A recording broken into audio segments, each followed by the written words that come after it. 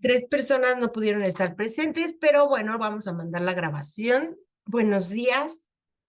Yo soy Mariana Fonseca. Para quienes no me conocen, Denise sí me conoce. Denise ya es parte del mobiliario de Afodi. Y bueno, Karen y Natividad, bienvenidas a Afodi. Martita, le dejamos un abrazo, que no va a poder estar aquí. Pero bueno, yo soy Mariana Fonseca, soy directora y fundadora de Afodi, soy licenciada en educación preescolar y estuve trabajando en la escuelita 18 años de mi vida hasta que me gradué, ¿no? Ya eran muchos años estar en preescolar y primaria. Y bueno, por ahí también tengo la diplomatura en tanatología clínica, una maestría en psico-oncología y pues ya llevo 15 años dedicándome a esto de lleno como tal, 8 casi, no más. Casi 9, qué rápido. Casi 9. Y pues bueno, vamos a ver qué tal está esto. Me gustaría que nos empezáramos a presentar. Sé que Natividad está trabajando. Y tan fácil así como, ¿cómo te llamas? ¿Cómo quieres que te digamos? ¿A qué te dedicas? Y de dónde nos saludas. Va a empezar Denise, pues sí. Adelante.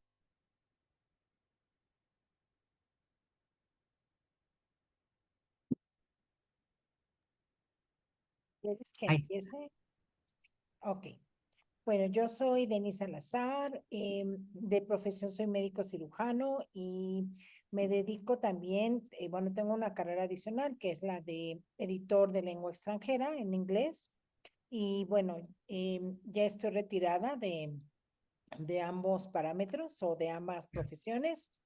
Me fascina estar en los cursos de Mariana porque además de que aprendo muchísimo, es algo que creo que te motiva en la vida para hacerle frente a cómo quieres vivir y cómo quieres morir, ¿no? Entonces, y esto de tanatología infantil me encanta porque bueno, la verdad es que además de que, como les comento a Karen y a Natividad, que realmente me impactan los cursos que das, Mariana, me ayudan muchísimo en el día a día, y no solamente por la cuestión de la tanatología, sino por la cuestión de gustar lo que aprendes, lo que vives cada día, y a vivir, como dicen, como decían las abuelas, a vivir un día a la vez, ¿no?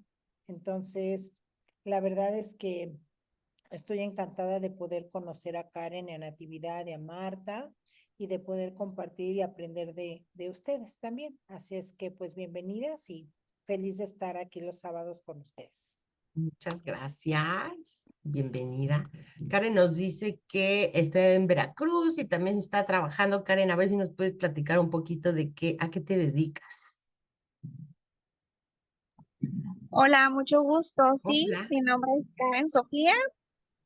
Soy licenciada en educación preescolar, Cole. egresada de la normal de aquí de Coatzacoalcos. Y bien, actualmente estoy trabajando en el sistema DIF municipal. Coordino los centros de atención infantil. Ok, qué Son importante. 6 centros de atención infantil, de etapa preescolar y de etapa inicial.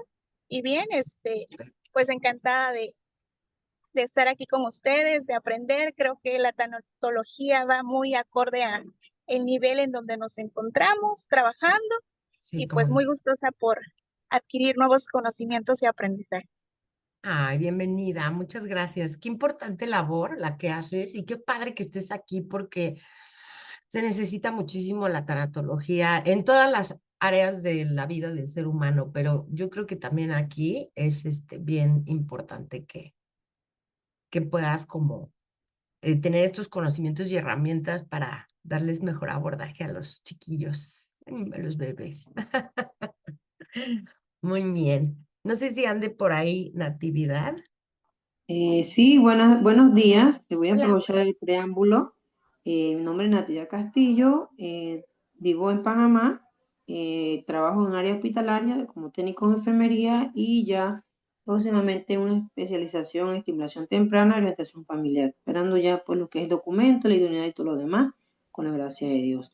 Y bueno, claro, es primera vez que tomo este curso me llama bastante la atención en cuanto al cuidado, importancia del duelo, todo lo que esto abarca. Primera vez que tomo un curso en base a este tema. Me gusta todo lo que pueda ser conocimiento, aprendizaje, tanto lo personal como lo profesional.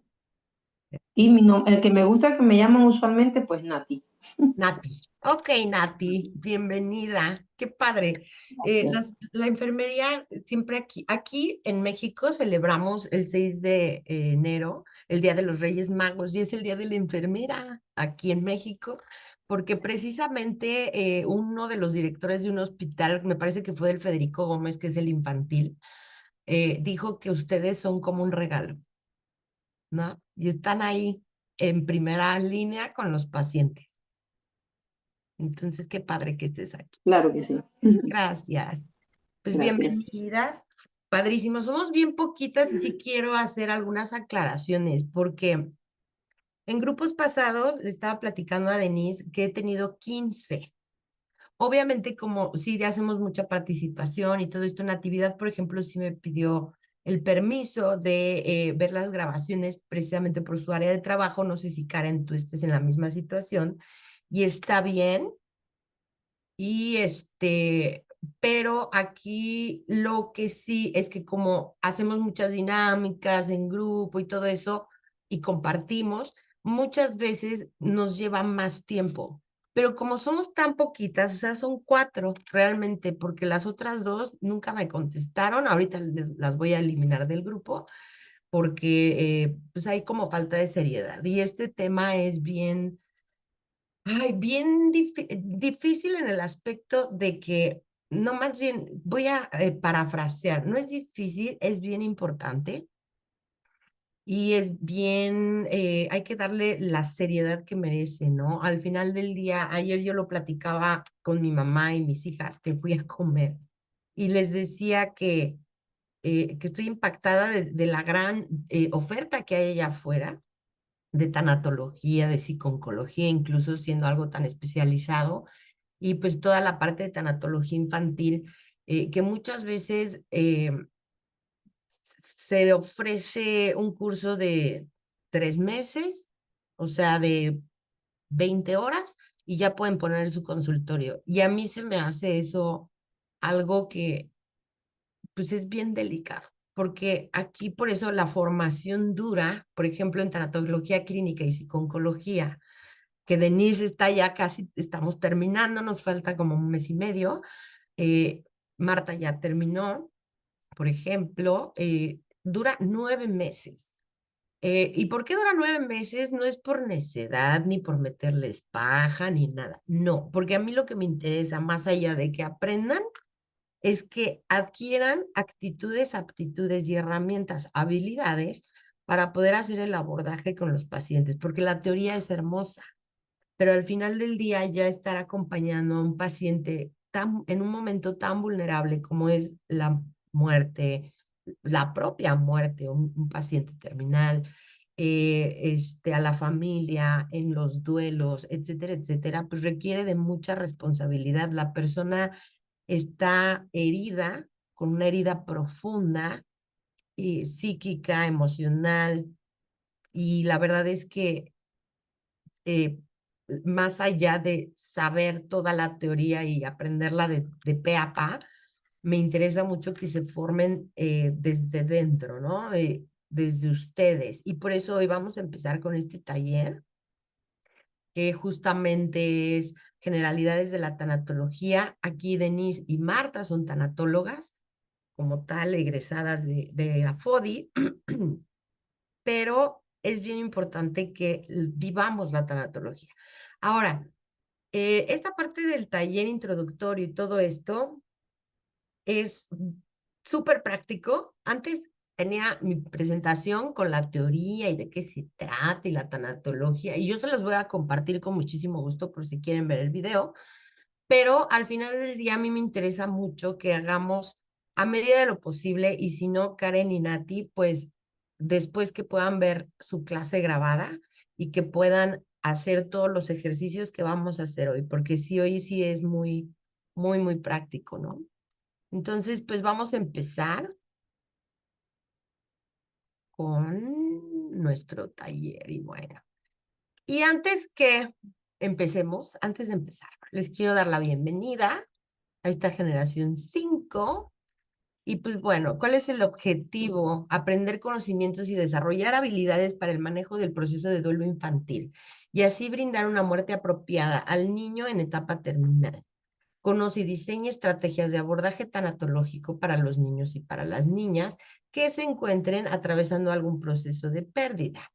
También vamos a brindar orientación a sus padres y a sus seres queridos, incluso a maestros, todos los que están en contacto con los niños, ¿sí?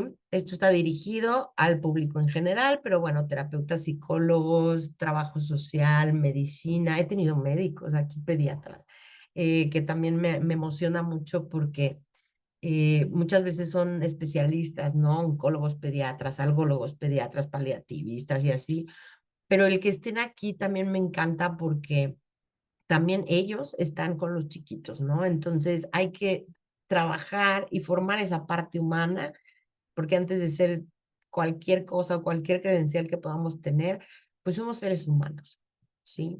Entonces, pues bueno, todos los que tengamos contacto con los niños son bienvenidos y vamos a conocer el contenido.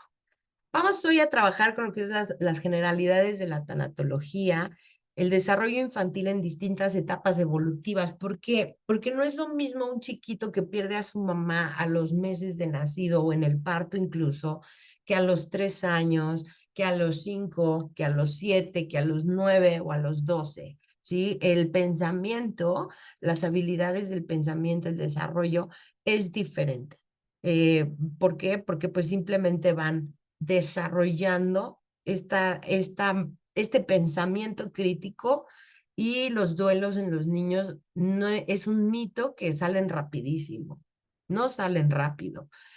Pueden ir acompañados perfectamente bien, pero como depende de la edad en donde se presente la pérdida, es como van a ir avanzando, puesto que van desarrollando y madurando este pensamiento, pues sí, cognitivo, este pensamiento crítico y van a ir preguntando más. Entonces, Piaget tiene por ahí un término que se llama asimilación y acomodación.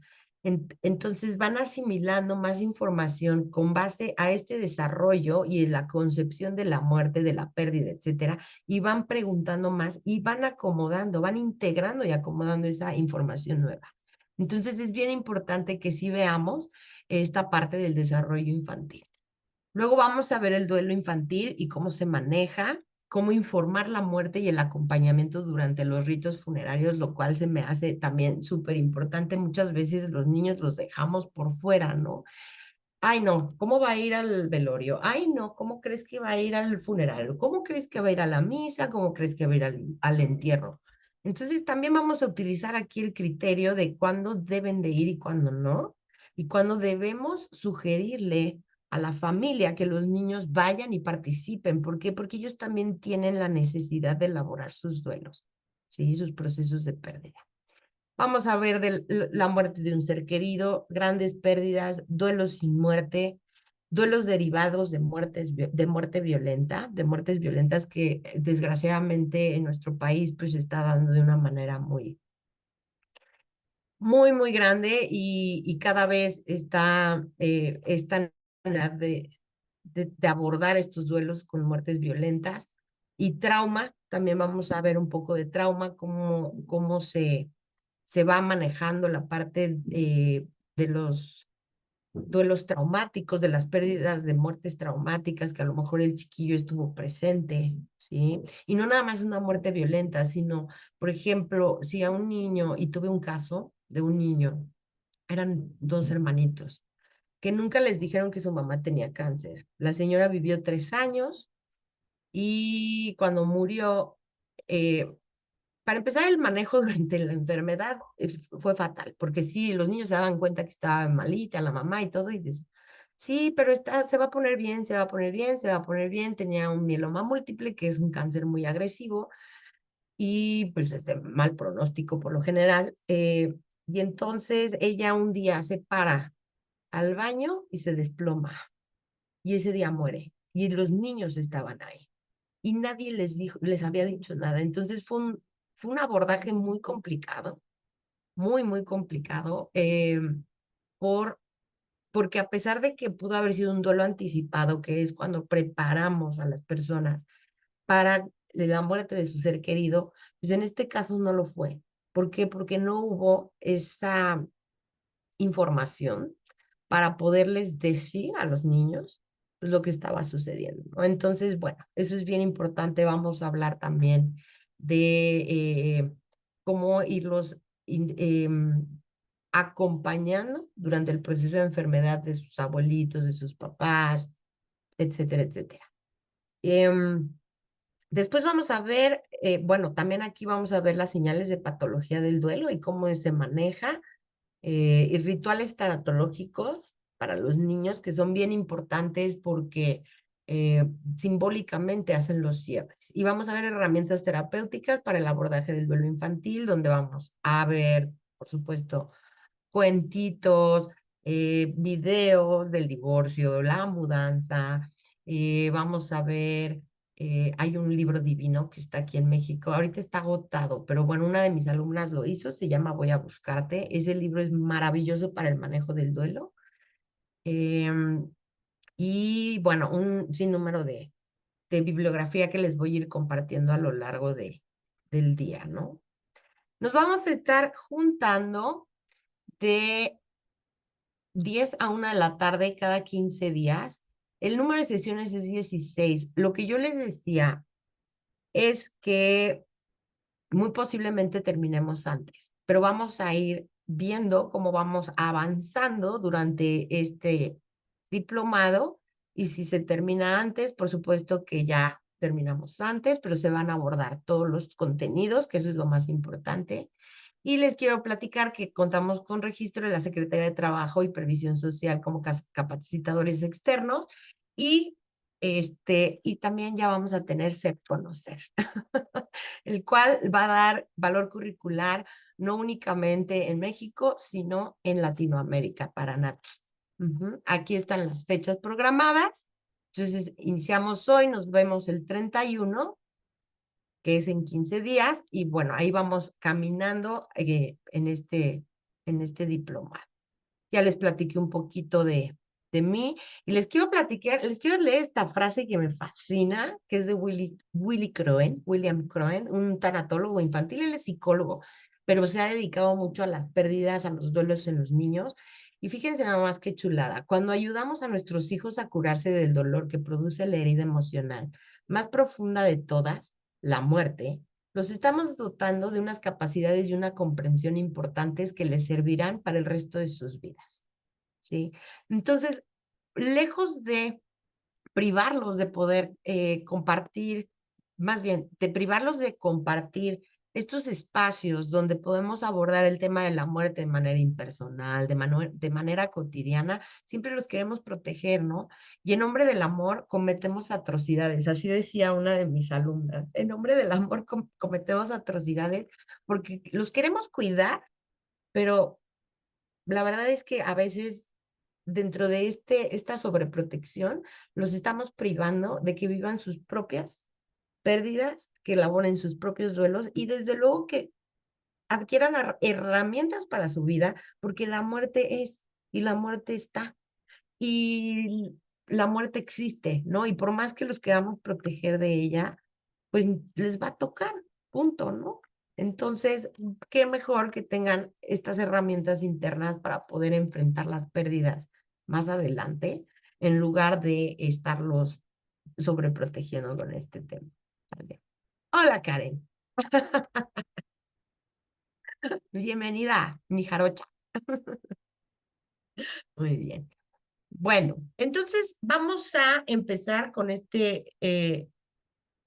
un taller, es un mini taller. Bueno, no es mini, lo hice un poquito más mini porque sí es larguillo, dura como 4 horas, pero bueno, lo vamos a recortar.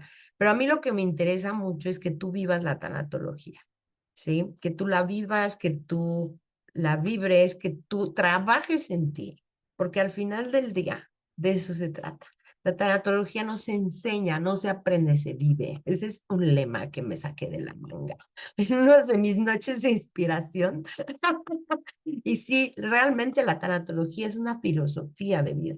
Es una disciplina empírica, es una disciplina científica, no es una ciencia. ¿Por qué? Porque no se puede comprobar por el método científico, pero a través de la observación cualitativa, pues nos hemos dado cuenta cómo sí funciona y cómo es vital para la vida cotidiana.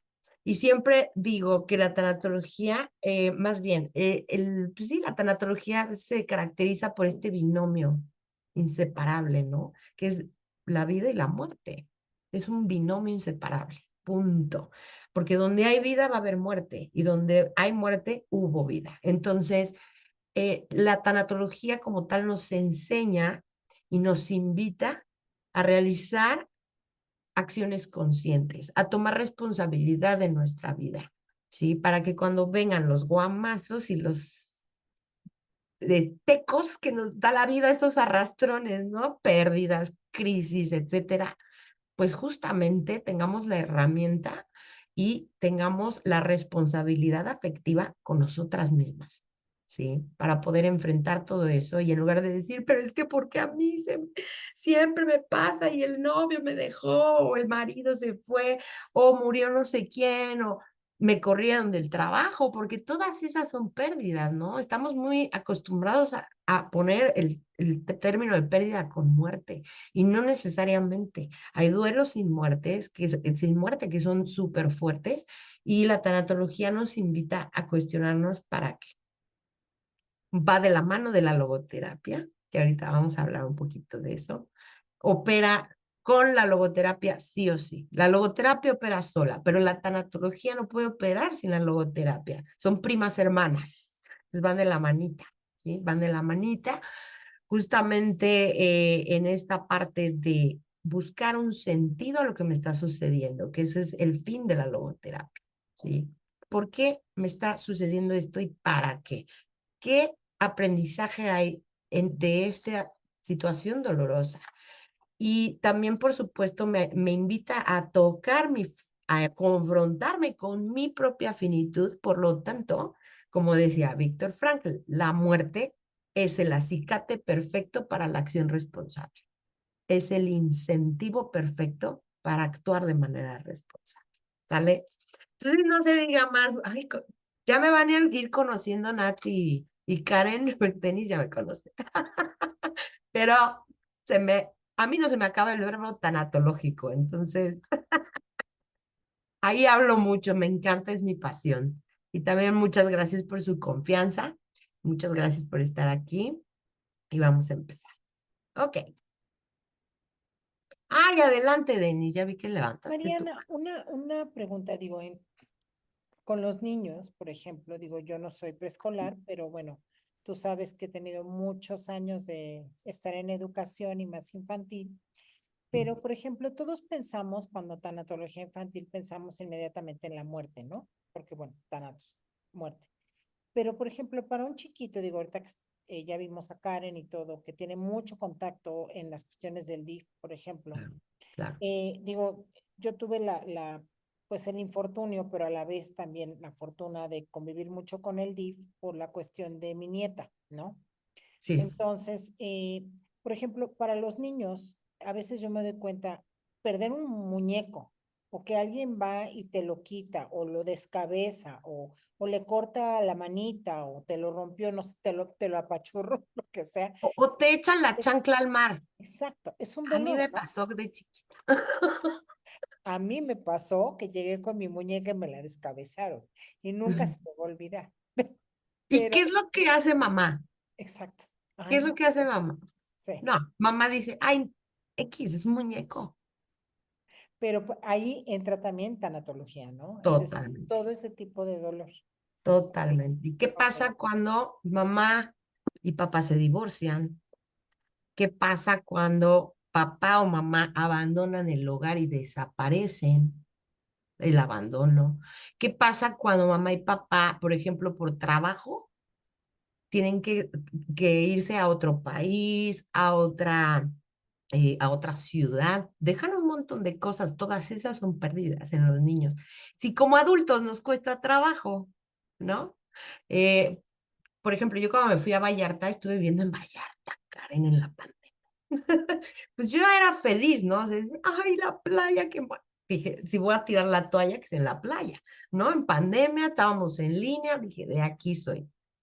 Pero dejar Querétaro, dejar a mi familia, dejar a mis hijas, dejar a mis amigos, dejar mi trabajo aquí, porque antes de pandemia yo estaba en presencial en la universidad, pues también es un montón de pérdidas y a pesar de las mieles de Puerto Vallarta y de este proyecto de vida que yo hice como desde mi yo adulto, me costó trabajo.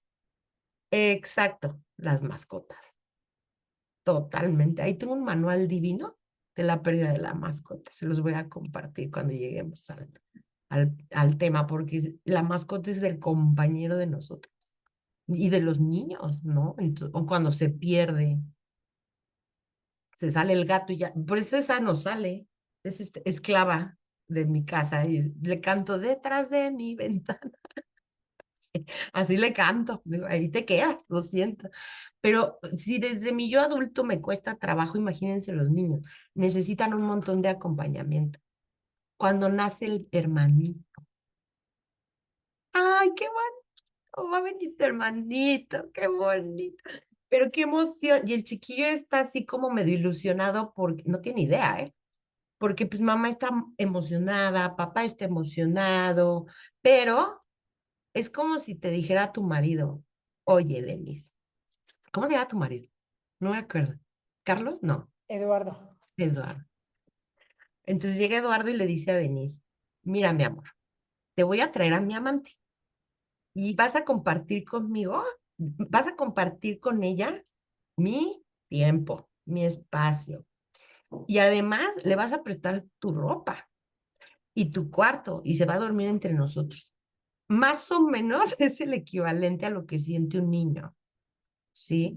Porque le podemos disfrazar eh, el hecho de que llegue el hermanito, increíble, y es una bendición del cielo, los hermanos son lo máximo, pero le cuesta trabajo, ¿por qué? Porque son egocéntricos, así son los niños. ¿No? Y más si llega cuando está chiquito, entonces lo destrona la bendición. Y luego todo el mundo, ay, pero el cosita, el coche. Y el otro pobre así. Hay conductas regresivas. Entonces, todos esos aspectos son pérdidas, ¿no? Entonces, aquí es bien importante que sí ampliemos como despleguemos este abanico de las pérdidas y no únicamente enfocarnos en la muerte. Bien dices, ¿no? Todos esos son situaciones de duelo. Y los niños necesitan el acompañamiento del adulto sí o sí. Y también tenemos otra situación. ¿Qué pasa cuando mamá y papá se divorcian? Además de que está perdiendo su familia, digamos, como la concibe, mamá, papá y los niños, y el perro, ¿no? Además de eso, pues papá está ausente, a lo mejor hay un cambio de casa, a lo mejor hay situaciones legales fuertes, entonces se están agarrando del chongo los papás, y también el chiquito pierde esa mamá y ese papá estables, porque también están en duelo. Ese es el punto. Entonces, este tema es súper importante porque de por sí, como adultos, nos hace falta toda esta información de la tanatología, de los duelos, cuando nos divorciamos, cuando nos corren del trabajo y tenemos que cambiar de trabajo, cuando tenemos que cambiar de casa, por ejemplo, porque a lo mejor ya la casa está muy grande y ya no hay manera de mantenerla, X ya está muy pesado limpiarla, mantenerla y demás. Entonces hay como este cambio y el adulto ahí va con su pena, ¿no? Y con su con sus duelos y pérdidas. Pero, ¿qué pasa con los niños? Ese es el punto álgido aquí. El adulto se pone como ensimismado en sus cosas, en resolver desde el yo adulto, ¿no? Y no es que lo hagamos a propósito, nos falta tanta información. Ese es el gran problema, ¿vale? Y pues bueno, vamos a empezar. ¿Quién me escribió por ahí? Ah, las mascotas, ¿sí? Exacto. La pérdida de la mascota es todo un tema. Todo un tema. Pues muy bien, vamos entonces a empezar con tanatología el día de hoy para nosotras. Ok, vamos a hablar de ay Dios mío, justamente de qué es la tanatología y para qué sirve, ¿no? Etimológicamente, la tanatología viene de tánatos, que es muerte, y logos, estudio o tratado. Estudio es el estudio de la muerte, ¿sí? Estudia todo lo que tiene que ver con la muerte, todo lo que tiene que ver con el significado de la muerte y en distintos entornos y culturas. Los objetivos y finalidades a muy grandes rasgos es el principio de acompañar más allá que de curar y viene también muy de la mano con el inicio de los cuidados paliativos, con este término que es el alivio total, que los cuidados paliativos es un tema hermosísimo que acabamos de tener clase la semana pasada justo, donde lejos de luchar en contra de la enfermedad, se pretende darle al paciente terminal y a su familia calidad de vida en lo que esté aquí. Muchas veces hemos escuchado que dicen, no, pues es que me mandaron a mi casa y dicen que ya no tengo remedio y que ya no hay nada que hacer. Siempre va a haber algo que hacer, siempre. A lo mejor no de manera curativa, pero sí de manera emocional y físicamente toda la parte de control de síntomas, ¿no? Que eso lo ve el paliativista y pues el equipo médico. Y bueno, las áreas que abarca la tanatología es el paciente terminal, desde luego. Primeramente, desde ahí surge con Elizabeth Kubler-Ross, en este trabajo de más de 25 años, donde ella se dedica a trabajar con moribundos, con pacientes terminales, eh, y empieza con algo tan sencillo. Empieza a llamarlos por su nombre, empieza a preguntarles cómo se siente, acuden a la queja, si tienes miedo, cómo te sientes que vas a morir, tienes algún pendiente, quieres despedirte de alguien. Empieza a abordar toda esta parte en el paciente terminal. Antes los hospicios estaban dirigidos por, bueno, las encargadas eran las religiosas y hacían muchas cosas lindas, pero al final del día, esta parte emocional de la doctora Elizabeth Kubler-Ross, psiquiatra suiza, por cierto, y me encanta porque dice, es que yo no sabía nada de psiquiatría, pero yo sí sabía del sufrimiento humano y de la vida. Y por ahí empieza con esta iniciativa donde ya no era el de la cama 326 o el del diagnóstico con cáncer hepático en etapa 4 o no, ya no era así, ya era don Juanito, doña Lupita, les llamaba por su nombre. Entonces eso es bien importante. De ahí se abre también a esta parte del equipo de salud, donde enfermería, medicina, trabajo social, todos los que estén involucrados en el proceso de los pacientes, y no tienen que ser terminales, o sea, pero es para evitar el burnout o el síndrome de agotamiento terapéutico, también se da este acompañamiento a el equipo de salud y desde luego los dolientes. ¿Quién es un doliente? Cualquier persona que esté atravesando un proceso de duelo, sea cual sea, por muerte de un ser querido, por un divorcio, por pérdidas simbólicas, que ahorita vamos a entrar a ese tema que es hermoso, etcétera, etcétera. O sea, entonces la tanatología, como pueden ver, va permeando estas áreas y se va desplegando este abanico y siempre les digo que es súper metiche porque se mete hasta la cocina. Cualquier proceso terapéutico, esto me lo dijo mi papá tiene más de 30 años dando terapia, de psicoterapeuta, y cuando estudió conmigo me dijo, ya me di cuenta que cualquier proceso terapéutico trae eh, o sea implícitamente o explícitamente un tema de una pérdida o varias, sin elaborar. Y sí es cierto, pérdidas hay en todos lados. O sea, si yo fuera, de verdad, puedo levantar el frasco de mi magnesio y ahí abajo voy a encontrar una pérdida. Siempre me encanta estar ahí viendo de dónde surgen y salen y todas estas pérdidas. Sí, entonces es súper amplio el campo de trabajo. Y bueno, los dolientes, lo que les decía, el doliente es una persona que está atravesando, perdón, cualquier tipo de pérdida, no únicamente la pérdida por muerte de un ser querido, sino todo esto, el divorcio, cambio de trabajo, la jubilación. La jubilación es un gran cambio. También vamos teniendo pérdidas con respecto a nuestros hijos. Cuando tenemos hijos, pues va cambiando, obviamente, toda la dinámica, el nido vacío, que es cuando los hijos vuelan, pues es una pérdida, ¿sí? A lo mejor tiene ganancias, por supuesto, ya, ¿no? Ya no lo tienes que mantener, ya no le tienes que lavar su ropa, ni darle de comer, pero al final del día hay una pérdida. Cambio de ciudad, perdón, cambio de ciudad, cambio de trabajo, cambio de país, incluso los migrantes, por ejemplo, que ahorita están llegando muchos aquí a nuestro país con todo lo de el señor presidente de Estados Unidos. Hay mucho migrante que está regresando o incluso viniendo para acá y tienen que dejar allá pues, lo poco o mucho que hayan logrado, igual cuando dejan su país y van a otro país, ¿no? Lo mucho o poco que hayan logrado, su familia, sus sueños, sus expectativas, muchas cosas. Entonces, ahí está. Y bueno, los tipos de pérdidas, vamos a entrar en materia justamente. ¿Qué es una pérdida? La pérdida es la privación de algo, ¿sí? Que tenía o que consideraba que era mío. Y muchas veces no es que lo tengas físicamente. Por ejemplo, estoy aplicado para un puesto nuevo en mi empresa, en mi trabajo. Yo ya me vi en esa oficina como la cordi de la escuela o los consultorios o la empresa, un puesto tal. Y de repente no me lo dan. Ahí viene un proceso de duelo aunque no se haya cumplido.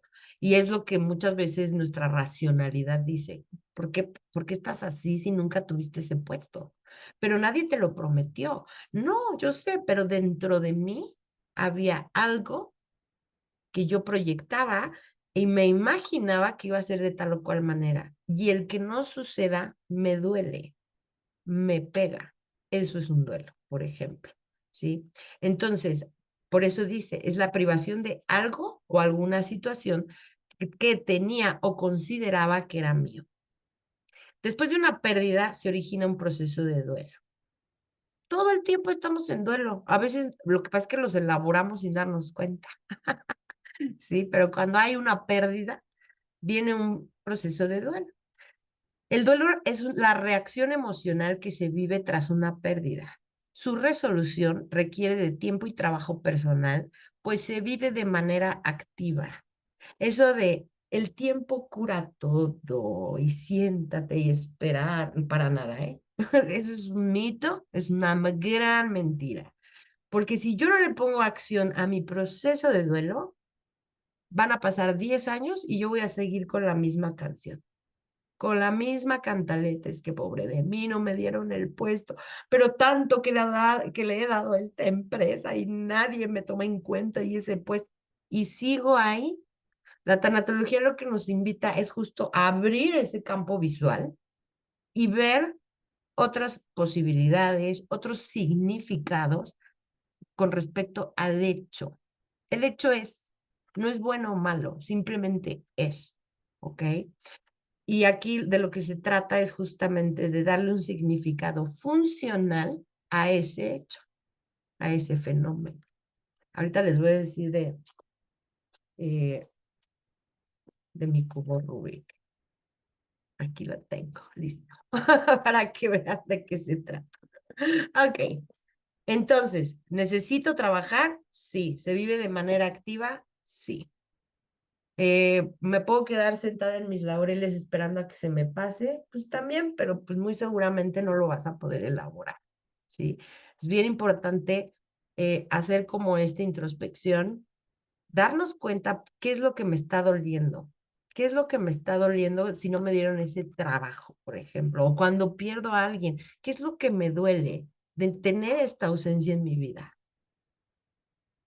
¿Quién soy sin esa persona? Pierdo mi identidad. Por ejemplo, la pareja. La pareja te te da mucha identidad, autoconcepto, porque nos co-construimos, ¿sí?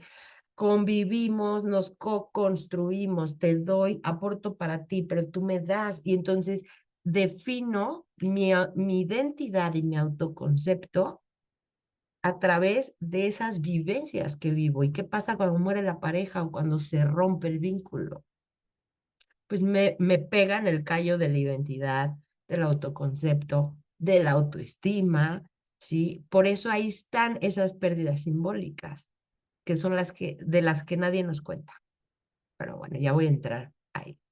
Entonces, vivirlo de manera activa es me hago cargo, me doy cuenta, y para hacer los cambios, entonces hago un insight profundo, que es lo que llamamos en Gestalt. Me doy cuenta de que me doy cuenta, y además ya tengo la herramienta para hacer los cambios que requiero hacer. Para mí, nada más para mí. Ok, entonces estas pérdidas, las pérdidas tangibles, ¿sí? Son aquellas que puedo percibir con mis sentidos. Los ejemplos serían la pérdida de un ser querido. Estoy lidiando con la ausencia. Puedo percibir la ausencia con mis sentidos. No lo veo, no lo escucho, no lo palpo, no lo extraño, etcétera, etcétera. La pérdida de un bien material, cuando se nos pierde la bolsa, la cartera, el celular, santo Dios.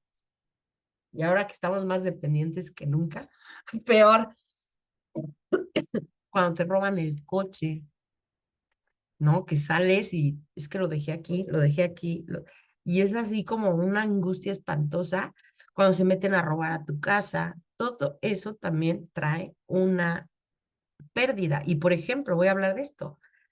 ¿Cómo va de la mano con la pérdida simbólica?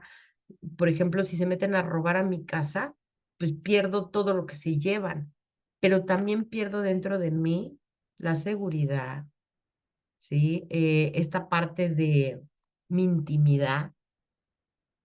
Alguna vez sí me tocó por ahí dar contención a unos amigos que se metieron a robar a su casa y me decían, es que nada más de pensar que, pues, que agarraron mi ropa interior, mis cosas, me siento ultrajado, ultrajada, ¿no?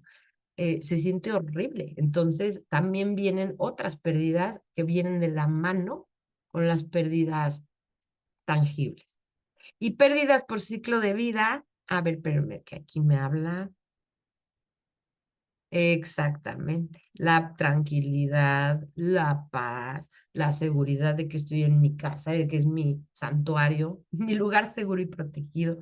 Todo eso se va perdiendo. Antes del ciclo de vida, pérdida de la salud.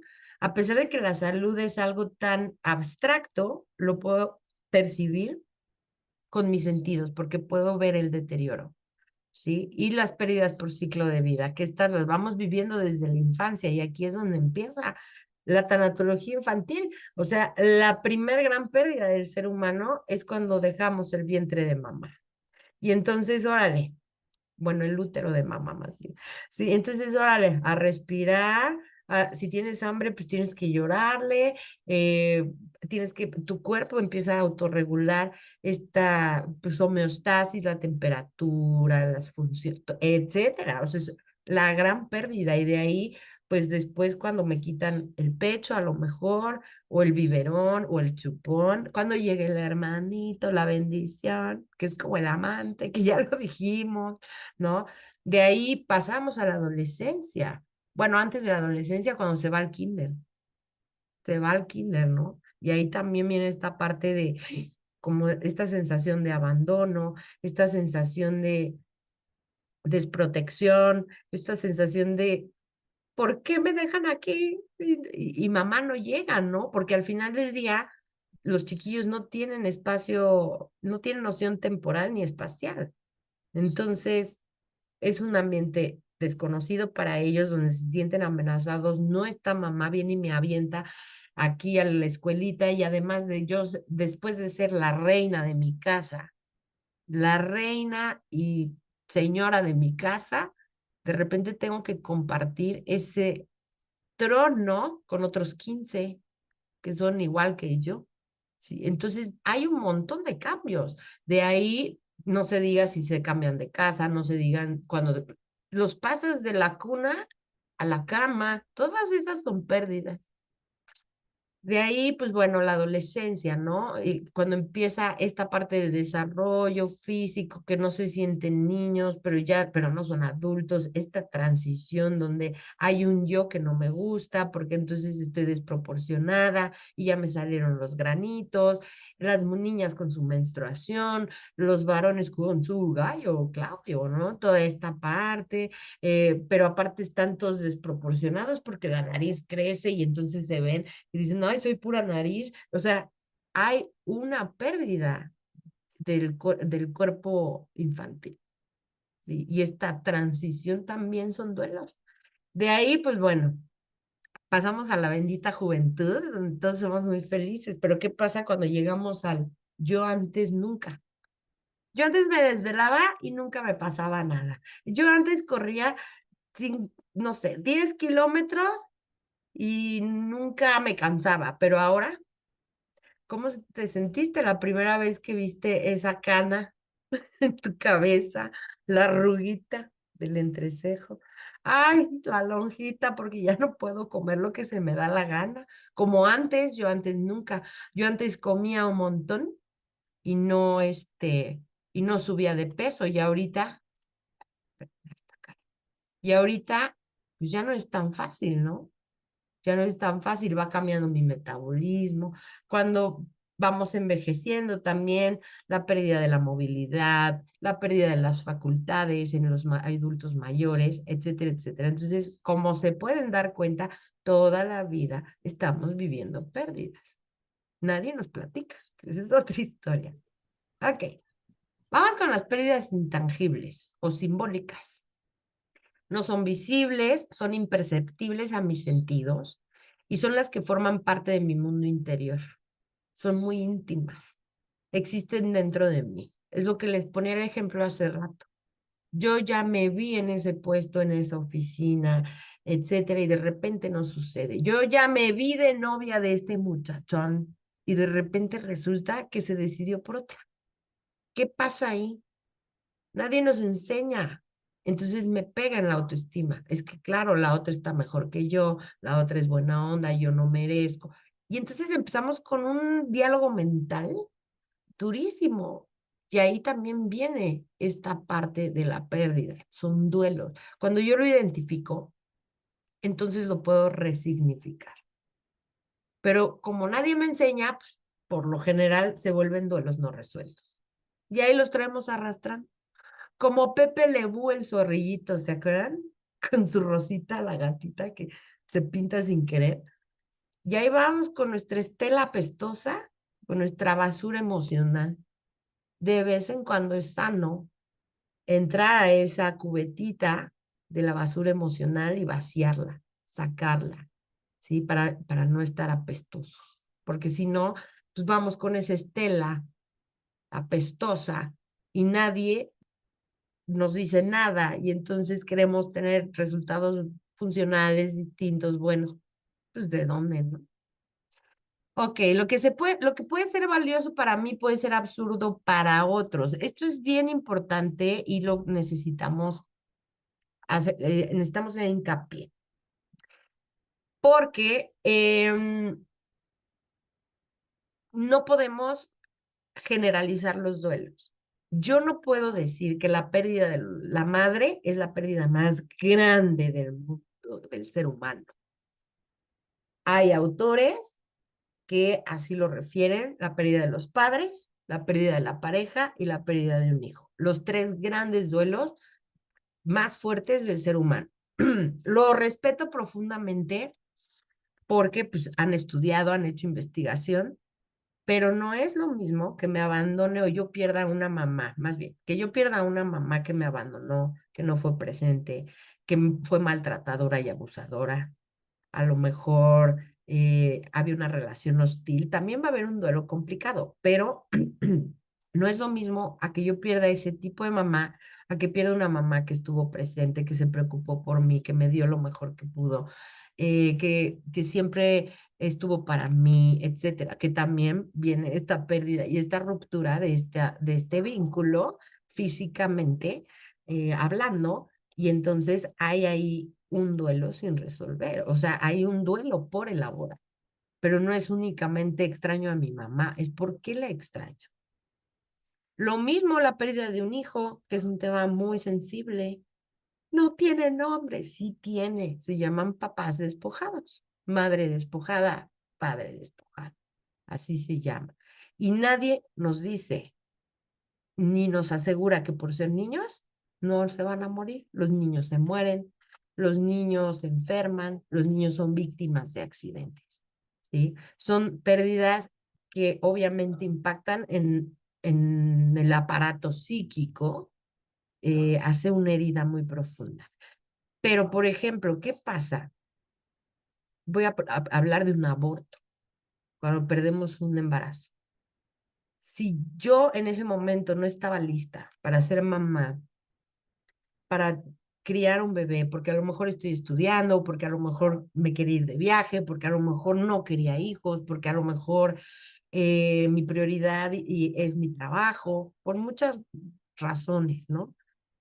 No es lo mismo la pérdida, no digo que no duela, el duelo duele. Cuando hay un duelo es porque duele. Sí voy a estar triste y todo, pero al final la voy a elaborar distinto a alguien que muere por ser mamá y entonces pierde su bebé.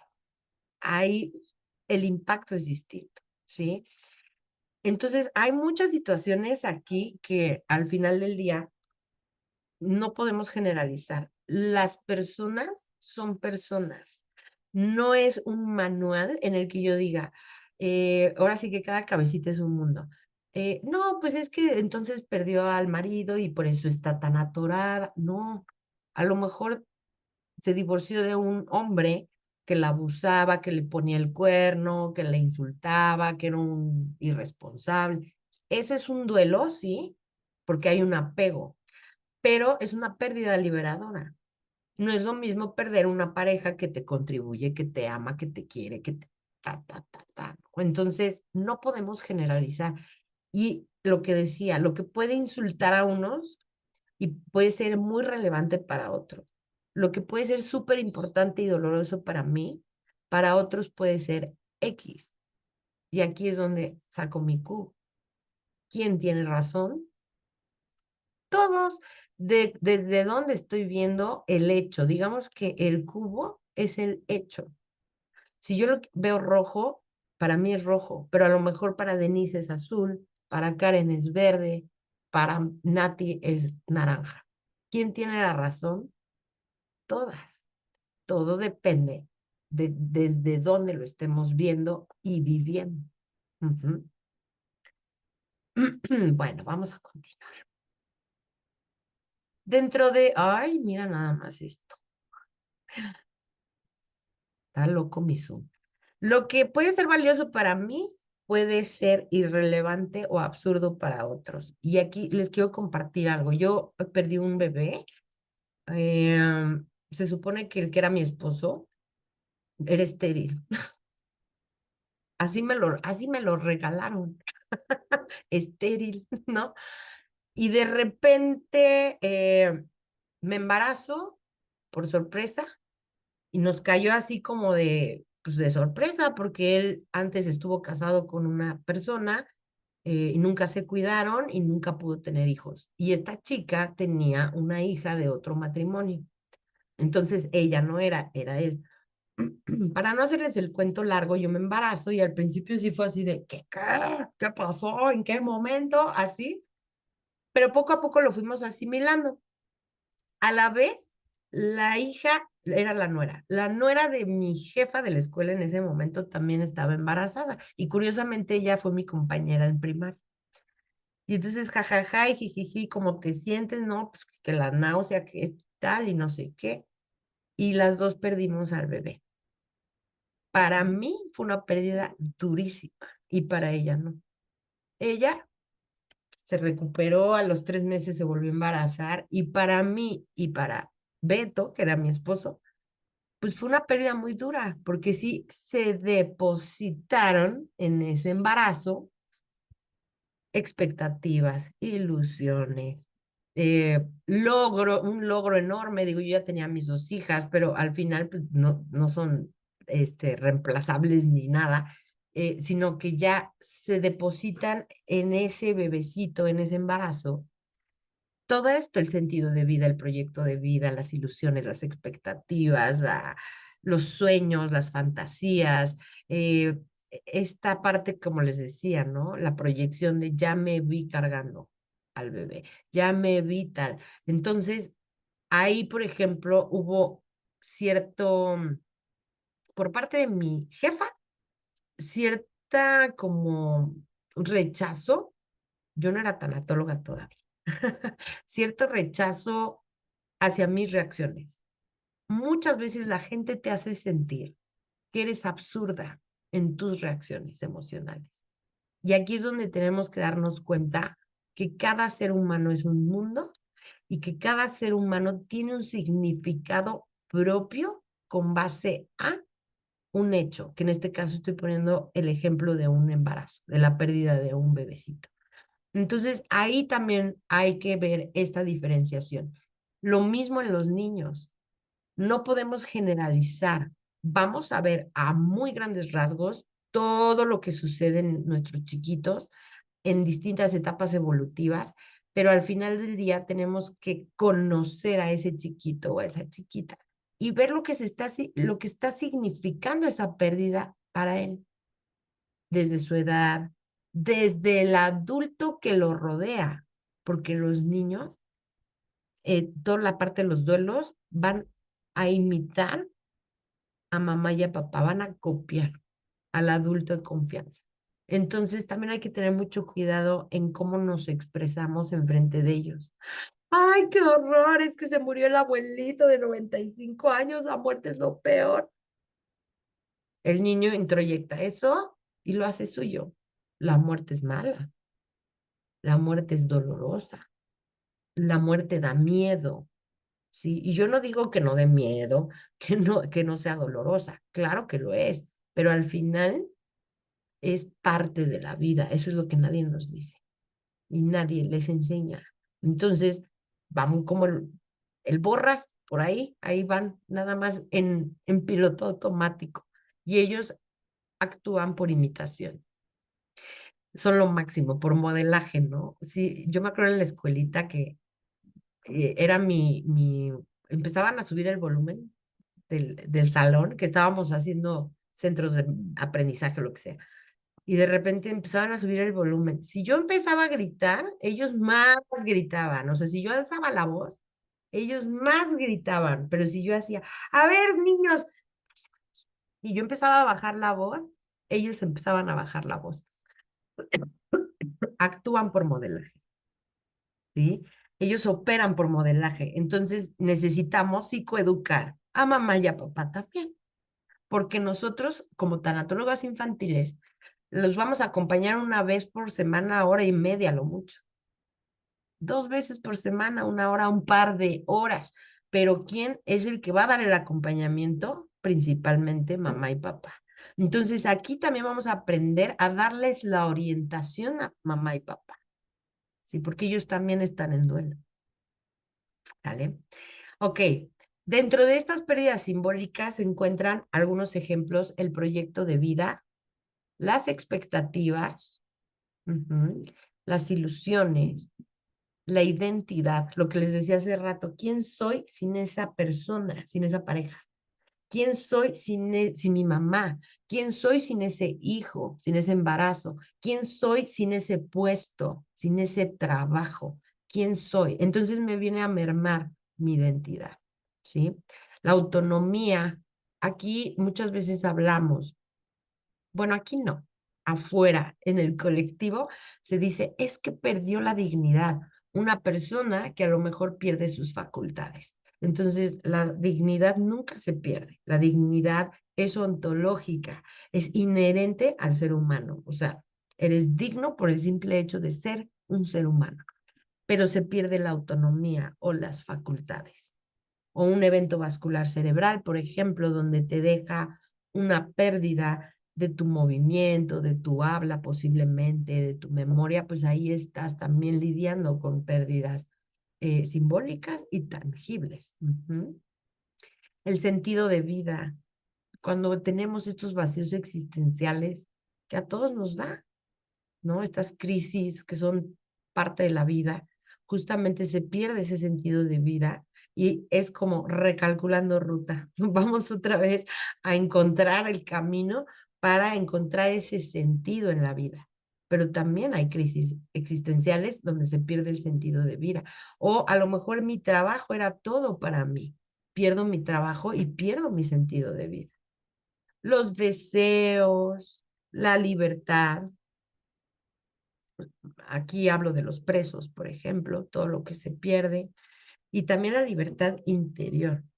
Cuando me censuran, cuando me anulan, ¿sí? Ahí también puedo perder mi libertad a ser yo, a expresarme, a ser como soy, a privarme de compartir o de expresar mis sentimientos, mis ideas, mis emociones, etcétera, etcétera. Mis sueños también se pueden perder. Las metas. ¿Qué pasa con una persona, por ejemplo, que está en su pico profesional, así en total plenitud, y de repente, pácatelas, viene un guamazo donde viene un diagnóstico de una enfermedad crónica o un cáncer? Se van a perder las metas, se pierde también el proyecto de vida. Ese proyecto de vida y esas metas se van a resignificar, sí, ¿sí? Con base a mi principio de realidad, voy a rehacer ese proyecto de vida o esas metas las voy a trazar. Pero necesito elaborar un proyecto de duelo, un proceso de duelo, perdón, ante eso que ya no fue. Lo mismo con la pareja cuando hay una ruptura.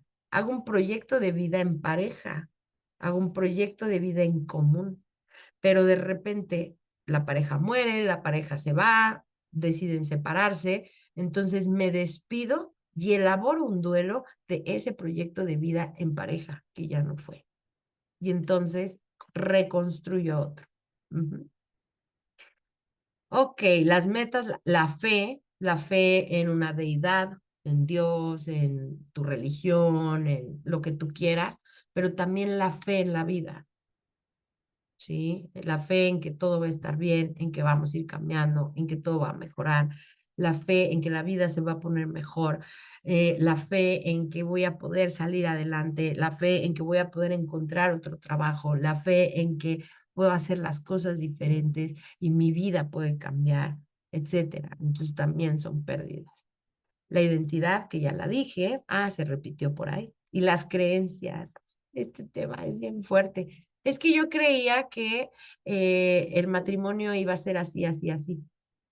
Y de repente te casas y dices, no manches, es en serio. O sea, deja el calcetín tirado, pero el calzón afuera del cesto de ropa sucia, pero además nos peleamos, además tal y cual, bla, bla. Estas creencias que tienen mucho que ver con los introyectos que vamos tomando del ambiente desde la niñez.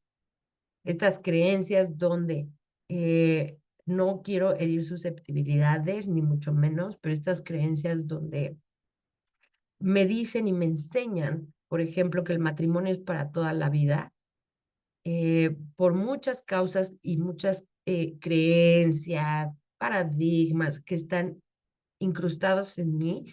Y yo no digo que votes al marido, no, pero ¿qué pasa si en una relación estoy siendo abusada?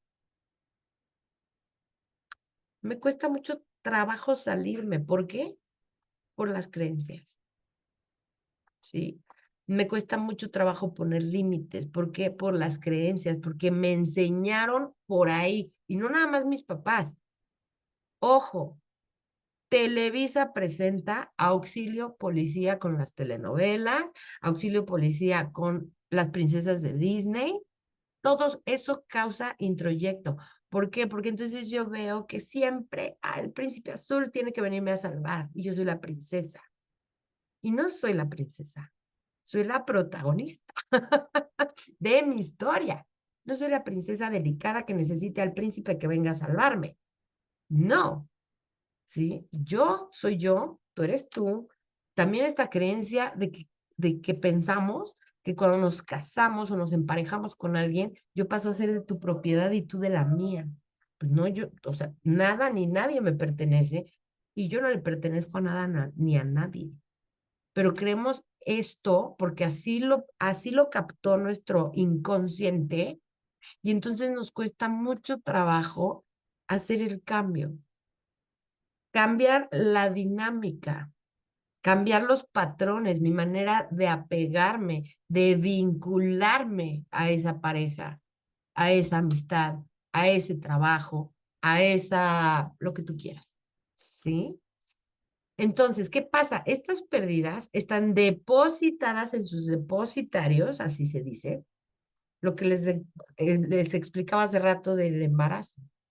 Sí, un embarazo súper sorpresa, pero lo asimilas y entonces ya me vi cargando a este bebé y se me hace que va a ser un niño y se va a llamar tal y entonces deposito mis ilusiones, deposito mis expectativas, deposito mis sueños, mi meta de ser mamá, etcétera, etcétera, y de repente, ¡pum!, viene la pérdida. Sí. Entonces, ahí elaboro un proceso de duelo ante lo que es valioso o fue valioso para mí, sin importar si es tangible o simbólico. Y muchas veces nos dicen, ya deja de llorar, pues era un cigotito, era un embrioncito. No es el embrión, no es que lo pierdas cuando nazca, no es que lo pierdas a los 3 meses, a los 6, no, es lo que sucede en mí con base a esa pérdida, a esa situación. ¿Ok? Ok.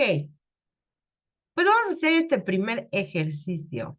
Me gustaría que identificaras alguna de las pérdidas tangibles o intangibles y simbólicas en ti, en tu vida. Hazte una en tu hojita, pártela a la mitad. Si imprimiste tu cuadernito, mejor. Si no, no importa. Pártela a la mitad. Pérdidas tangibles, pérdidas simbólicas. Y les voy a dar 5 minutitos para que puedan escribirlas. Déjenme pausar aquí. Bueno, la invitación es que sigan como echándose un clavado en ustedes y que sigan apuntando sus pérdidas, ¿sí? Esa es la invitación. Y bueno,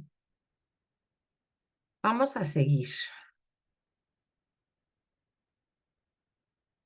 Listo. Ay, espérenme que no las veo.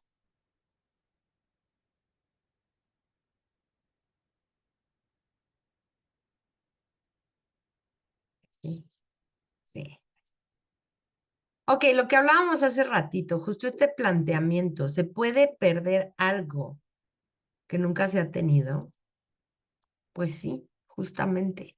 Como ya les spoileé la pregunta hace rato, ¿no? Es esta parte donde dentro de mi mundo interior existe una película, un escenario, un panorama, una realidad que tiene que ver con mi imaginación, mis fantasías, mis expectativas, mis deseos, mis metas, etcétera, mi proyecto de vida.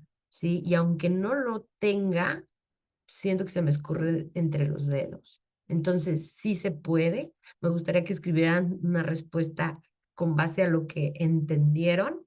Más adelante, ahí se los dejo de tarea, porque este es un tallercito para que ustedes trabajen en ustedes y que vivan la tanatología, lo que les decía, ¿no? Porque aquí me puedo parar horas a platicarles, a decirles, a exponerles el tema, pero nada como vivirlo en nuestra propia piel. Ok. Ok, la canción. Ok, duelo por pérdida simbólica. Son los más complicados de identificar, porque muchas veces, como les decía, la gente no lo entiende y nos juzga. Y entonces sentimos que es inadecuado. Ahora sí que creemos que es inadecuado nuestro sentir, este duelo. Decimos, pues claro, estoy mal. si nunca lo tuve, ¿no? Nunca tuve ese puesto de trabajo, nunca tuve esa relación de pareja con este chico, nunca tuve ese bebé, ¿sí? Nunca di esos besos, nunca tuve mis helicópteros, ¿sí? Entonces, justamente, a veces sentimos que es inadecuado sentir eso, ¿sí? Que nos duela eso. Y la gente ni se diga. Nadie sabe, o sea, ¿por qué te duele tanto una ilusión de un puesto de trabajo que nunca tuviste? ¿Por qué te duele tanto esa relación con esa persona que nunca se consolidó? Porque dentro de mi mundo interior sí sucedió. El inconsciente es literal, es atemporal y es inocente. Entonces no sabe que es real, no sabe que es, por eso es fácil, digamos, engañarlo. Si bajamos el ego, por supuesto que eso es lo más difícil, pero en todos estos protocolos de camino al inconsciente, hipnopedia, hipnosis, etcétera, resolvemos de manera simbólica y algo sucede en la psique que se integra en nuestro aquí y ahora, en nuestro ser consciente. Entonces, obviamente, si hay esta pérdida, aunque no haya existido en mi 3D, existió dentro de mí. Y lo tengo que elaborar. Paso 1, reconocerlo. Me dolió que me rompieran el corazón. Me dolió que no me dieran ese puesto. ¿Por qué? Porque me pegó. Y les comento que en mis grupos de Tánato, sí, de tanatoclínicas, y les digo este ejemplo, yo cuando regreso a trabajar, porque tuve un año sabático, precisamente por la pérdida de mi bebé, no el primero, la segunda, logré mi embarazo, nace y a los 3 días muere Renata. Entonces, Renata también es la responsable de que cómo resignifiqué esa pérdida para estar hoy aquí con mi escuela. Es mi teacher, mi maestra de vida. Pero bueno, ya les platicaré esa historia. Entonces me tomo un año sabático, yo regreso a trabajar y feliz, feliz, extrañaba a los niños, los sigo extrañando muchísimo, la escuelita y todo esto. No extraño a las guardias, planeaciones ni demás, eso no, pero a los niños sí, muchísimo. Entonces regresé feliz y hubo un cambio administrativo en la escuela donde yo entré. Y había una chica, o sea, estaban compitiendo dos por el puesto. Era la psicóloga, que también era educadora, y una maestra que llevaba 15 años en la escuela y la psicóloga llevaba menos, como 3.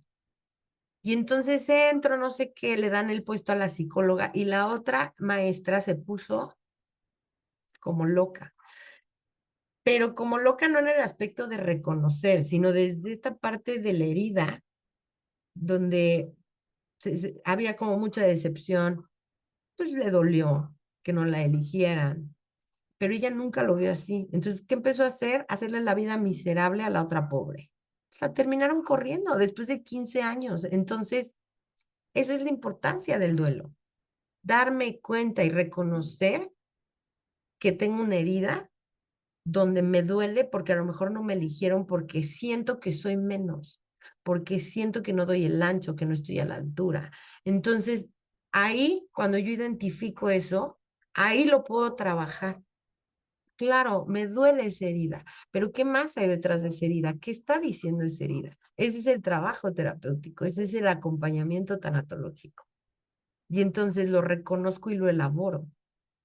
La capacidad simbólica del ser humano es de suma importancia para la vida cotidiana. Gracias a esta capacidad podemos planear, podemos plantearnos metas, hacer proyectos de vida, proyectos laborales incluso. Necesito proyectar a dónde quiero llegar, ¿sí? Entonces es vital esta parte en el ser humano. Pero cuando lo que se pierde tiene una connotación simbólica, se desconoce una posible pérdida en lo real. Es lo que les digo del inconsciente, es literal. ¿Sí? Entonces yo ya me vi en mi imaginación en ese puesto. En mi inconsciente está sucediendo. Ese es el punto, ¿sí? Ya que dentro de nosotros está sucediendo. Los duelos por pérdidas simbólicas producen emociones y sensaciones desagradables. Por lo general se convierten en duelos no resueltos, ya que a veces ni siquiera los podemos identificar. Nadie nos enseña. Es pura ignorancia. Pero para eso estamos aquí, para empezarlos a identificar. ¿Sí? Estas situaciones nos pueden llevar a sentir hartazgo, frustración, pérdida del sentido de vida, del autoconcepto y de la autoestima, entre otras cosas. Entonces, me la paso muy mal y además le hago la vida miserable a los demás. El ejemplo que les pongo de estas dos maestras que estaban compitiendo por el puesto. O sea, de verdad sí fue un caos eso, pero cuando yo logro identificar en lo que me está pegando, entonces solo así puedo cambiar mi actitud ante la situación. Ya no es que claro, no valgo o no me quieren o esta es una tonta y yo sí puedo y yo soy mejor. Cuando yo identifico eso, entonces todo ese diálogo desaparece porque puedo mirar al otro lado del color del cubo, ¿sí? Darle otro significado. ¿Qué? ¿Alguna vez te has enfrentado a algo así? ¿Cuál fue la situación que sentiste y qué hiciste? Te invito a que te lo lleves para no estarnos deteniendo tanto. ¿Va? Perfecto. Y bueno, aquí también puedes escribir lo que vayas concluyendo, reflexionando o que te vaya, todos los centenarios que te van cayendo, ponlos aquí. Ok. Introyectos y constructos sociales, eso también nos determina y esto también tiene mucho que ver con el tema de los niños, ¿no? Por ahí hay una frase que dice, soy yo y mis circunstancias. Somos yo y mis circunstancias. Entonces, aquí tiene mucho que ver también el manejo de mamá y papá como adultos y el impacto que va a tener en los niños. Déjenme leerlas. Perfecto, Nati. Claro que sí. Te pasamos con mucho gusto la grabación. Que tengas muy lindo día, no te preocupes. Ok. Ok. Entonces, voy con esto. Los introyectos o constructos sociales son sistemas cerrados de creencias considerados condicionamientos culturales. Tienen mucho que ver con mi cultura, con mi familia, con mi país. Incluso aquí estamos en 3 estados distintos. Bueno, yo soy de Feña, mucha honra. Todavía tengo arraigado lo chilanga en mi sangre, pero no es lo mismo, ¿no? Ser criada en la Sierra Gorda de Querétaro, por ejemplo, que en la ciudad de Querétaro, estar en Ciudad de México, en Estado de México, que a lo mejor en otro lugar en provincia, ¿sí? No es lo mismo la cultura veracruzana que la queretana, que la chilanga, que la de Panamá, como Nati, ¿sí? Martita vive en Mérida, tiene su acentito bien lindo, ya la van a escuchar, habla hermoso, ¿no? Entonces, no es lo mismo, no es lo mismo incluso en la misma ciudad eh, la crianza de una familia que de otra, a pesar de ser mexicanas, a pesar de ser latinas, a pesar de ser queretanas incluso, son estas creencias lo que nos determina, ¿sí? Y tristemente muchas veces vamos por la vida emitiendo juicios sin sentarnos a cuestionarnos de quién es este juicio. ¿Es mío o es del colectivo? El colectivo llámese el entorno, la cultura, mi mamá, mi papá, mi familia, la religión, las doctrinas, es eso que me dijeron y que nunca me lo he cuestionado. Esos son los introyectos, ¿sí? ¿Y qué hay que hacer? Cambiar la creencia, nada más. Pero para eso tengo que ver de dónde viene o resignificarla, ¿eh? Ni siquiera la tengo que cambiar. Ejemplos, una mujer debe casarse y ser madre para considerarse plena. ¿Cuántas mujeres tenemos en la vida? Y creo que Karen también eres educadora. ¿Y cuántas veces no lo vimos en la escuela? Y bueno, Denise también estuvo en el ámbito educativo.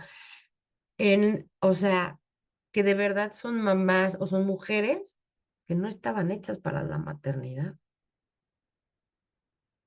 Mamás súper trabajadoras que dejan a los niños y los crían las nanas, las abuelitas, etcétera. O mamás que en los ambientes donde yo trabajé, pues eran ambientes de mucho dinero, entonces estas mamás que era, pero pues el hijo es el trámite, porque es lo que sigue, ¿sí? Pero la uña, pero el viaje, pero la extensión, pero la pestaña, pero digo, cada quien, no es juicio, pero ¿por qué entonces tienen hijos? Y los niños abandonados, moquientos, con piojos.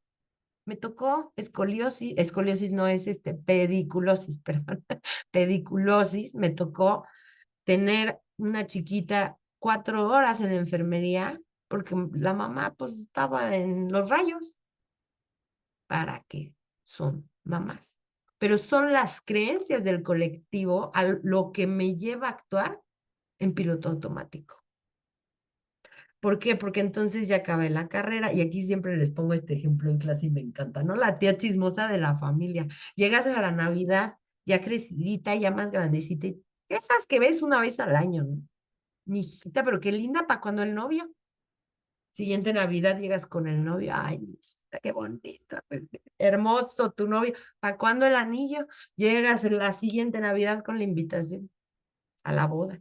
Ay, mi hijita, qué emoción la boda. Bueno, ya te casaste, llegas a la siguiente Navidad y te dicen, bueno, ¿y para cuándo la bendición? Y entonces, pues, estamos condicionados, porque es lo que sigue. Casarme, embarazarme, y luego ya tienes al chamaco, y luego te piden que la parejita y la bendición, ¿para cuándo la parejita, no? Y entonces vamos en la vida actuando de manera inconsciente. ¿Cuándo nos hemos detenido a pensar? Ahorita ya lo hacen más los chicos y hay una crisis de valores, sí, porque creo que se están yendo a los extremos, pero ahorita ya los chicos más jóvenes, no sé, veintitantos, treintas, ya se preguntan realmente si quieren formar una familia, si quieren ser padres, madres, si quieren casarse, si quieren convivir, si quieren vivir eh, o sea, si quieren vivir con base a un proyecto de vida profesional únicamente, ¿sí? Entonces, todo esto, estas ideas son las que vamos tomando de la vida, del entorno y la cultura, y vamos como el borras, sin cuestionarnos si quiero ser mamá, cuántos hijos quiero tener, sin hablarlo con mi pareja, si es que tengo pareja, si no tengo pareja, ¿realmente me quiero casar o simplemente mi vocación de vida es ser soltera? Porque la pareja es una vocación de vida, la maternidad es una vocación de vida y la soltería también es una vocación de vida y nadie nos enseña. Entonces, creemos que para ser mujeres plenas tenemos que ser esposas y madres y no es cierto. Hay mujeres que dicen, claro, mi valía es en ser madre y ser esposa y la casita y todo, y el perro y los hijos. Padrísimo. Cuando esa creencia es real y auténtica, adelante. Pero hay muchas veces que vamos porque es lo que sigue, sin cuestionarnos esto, ¿no? El matrimonio es para toda la vida. Yo sí creo en los grandes matrimonios de toda la vida, todo esto, pero lo mismo, ¿qué pasa si me cuernean, si me golpean, si me abusan, si me insultan? ¿Por qué me tengo que quedar ahí? Porque es un constructo social. La homosexualidad es un pecado. Eso me dijeron, eso escuché, eso creo. Ok, replantéatelo y define una postura. Y si para ti es un pecado, está perfecto, pero que sea tuyo. ¿Sí? Y ahí también viene esta parte de la tolerancia. ¿Sí? Yo veo el cubo naranja y para mí no es un pecado, pero a lo mejor tú lo ves rojo y para ti sí es un pecado. Y está bien. Hay diversidad de pensamiento. Y aquí viene una frase hermosísima de Alfonso Ruiz Soto. A ese doctor le voy a hacer, ya le voy a cobrar publicidad. Semiología de la vida cotidiana, apúntale por ahí, búscalo, es lo máximo.